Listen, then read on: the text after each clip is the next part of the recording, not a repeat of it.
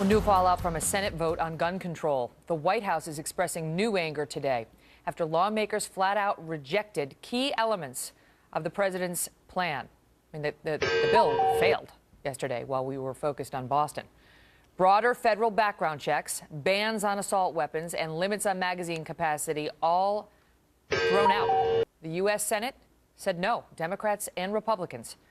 Late yesterday, an angry President Obama was joined by some Newtown family members, and Mr. Obama lashed out at senators and the gun lobby. I've heard folks say that having the families of victims lobby for this legislation was somehow misplaced. A prop, somebody called them.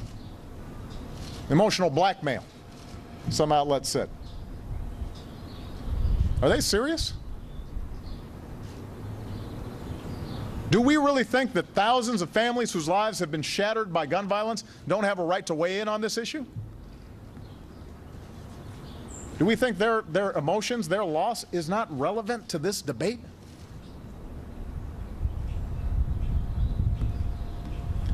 So all in all, this was a pretty shameful day for Washington. Joining me now, Alan Colmes, who's hosted the Alan Colmes Show, and Ben Ferguson, who's hosted the Ben Ferguson Show through the Icon Radio Network. And the president went on to accuse the NRA of willfully lying in order to stop this bill from getting through. I'm going to get to that in 1 second, but let me start with his position on the Newtown families, because the president seemed to be defending charges that he was using them as a prop. And I want to point out to the viewers, the Newtown families are not unanimous on gun control. I mean, we had a heartfelt interview with a beautiful father who lost his little boy, and he does not want any more gun control in the wake of Newtown. Most of the families do, but not all. In any event, I want to start with you on this, Alan, because the president lost. I mean, he lost on every score. He didn't even get the background checks, which had been lightened to the point that they were being mocked by some as completely feckless. They couldn't even get that through. I think the American people lost, and the president knew it would be a loss going in. They knew they didn't have the votes. So here's a case of the president standing up for what he really believes is the right thing to do, even knowing going in before yesterday they didn't have the votes. And sometimes you have to stand up for what's right, even if you know the votes aren't there.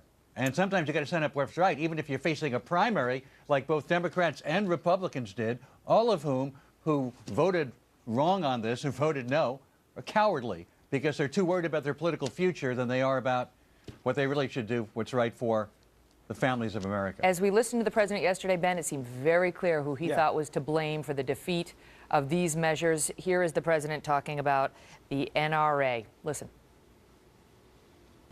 But instead of supporting this compromise, the gun lobby and its allies willfully lied about the bill. They claimed that it would create some sort of big brother gun registry, even though the bill did the opposite.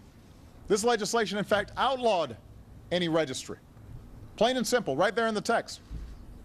But that didn't matter. Can you speak to that charge?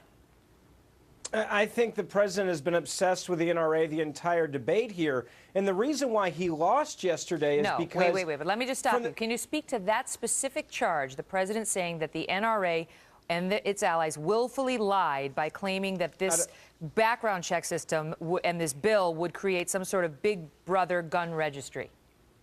I don't think they lied. I think that they said and used quotes from senators and congressmen who openly said that we should have high taxes and we should have a register of guns, and this was the way they felt that was the first step to do that. And I think they had reason to believe that because there were on-the-record congressmen, senators that were Democrats that said that's what they wanted, and that's exactly what the NRA did say.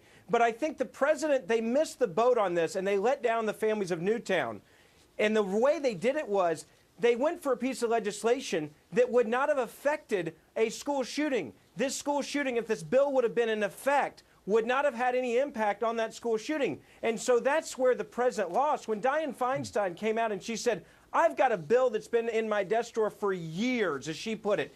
That's why they lost, because they didn't write a bill that was anything but propaganda for anti-gun. If they would have written a bill that would have helped keep kids safe at schools, the president probably could have had a bipartisan victory. Really? But they were so obsessed with being anti-gun. Really, they didn't Alan? even get a chance to get that done. I mean, listen, I'm not taking a position on this one way or the other, but the advocates of the bill said limit the magazine the clips that you can have. You know, you limit it from 30 down to 10, and in some instances wanted guns that were already out there, certain assault weapons, to be banned.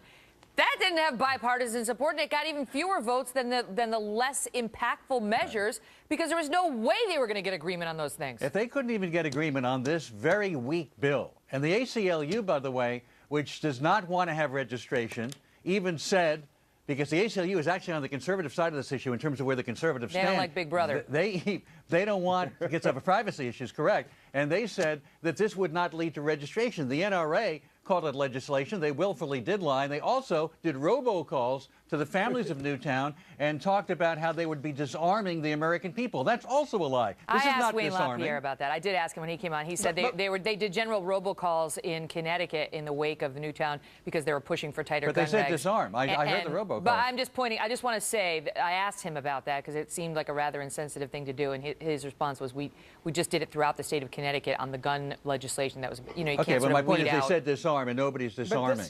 They were wrong. Go ahead, But Ben. Megan, the core of this issue is the president was so angry yesterday, and he was so frustrated with Congress. And the reason why, again, he lost this issue is because this was an obsession with gun control and not an obsession with actually fixing a problem with mental health or protecting kids in schools. And if he would have done that, that's where he could have had bipartisan support. But when you only go after background checks and you only go after guns, which, again, the background checks would have had no bearing on the outcome of any of these shootings we've had recently, that's where you lose people in Congress, and that's why they walked away from the president, including people in his own party. They walked away from him. That is just true. What that last statement is just a truism. I mean, the background checks that were being proposed would not have prevented anything from happening in Newtown. That's true. I don't think it was another issue that they thought they could make progress on. But I want to ask you about this, Alan. In the wake of this, we heard the president's anger, and I understand he feels strongly about this, but so do, you know, the people on the other side. And David Axelrod tweeted out the following: "No senator who healed today on the NRA's command should have the gall to issue mournful statements the next time gun violence strikes." Now, this suggests if you are opposed to the president's measures, like that Newtown father who came on this program, you have no right to express mourning in the wake of future gun violence. Well, I I mean, don't agree. Of course, she has a right, and I don't agree with that. But let's face it. The polls do show that 90% of Americans, including about 85% of gun owners, really wanted at least the background check. And even this Manchin bill, this Toomey Manchin bill, had many loopholes in it, not calling for registration. You could still sell to friends and family. So it didn't really, in my view, do a good enough job in terms of background checks, but it did something. It was a weak bill. They couldn't even pass that because the NRA threatened to put people on lists. And the NRA threatened these senators. And last question, because the president says this effort is not over. Steve Hayes was on our air earlier saying it's over. What do you think? I think it's totally over. I think the president used a lot of political capital. He made a lot of enemies on this issue, and he didn't deal with the core of the issues with Newtown, and so people are not listening to him right now. He went all in with an agenda, a political agenda, instead of actually trying to do what politicians are supposed to try to do, which is fix a problem when there's an issue. He did not address the issue. He's lost, and I'm sorry, he lost for everyone. We'll see if they focus now on mental health. Interestingly, Steve Hayes made another point, which was he believed that folks just didn't generally believe these promises of it'll be limited and it won't grow because they believe, he said, some folks believe the president less these days in the wake of Obamacare turning into something other than what the president promised. Absolutely. And sequestration promises that didn't really, pan out and so on. It's an interesting thought. In any event, guys, thank you both so much. Thank you.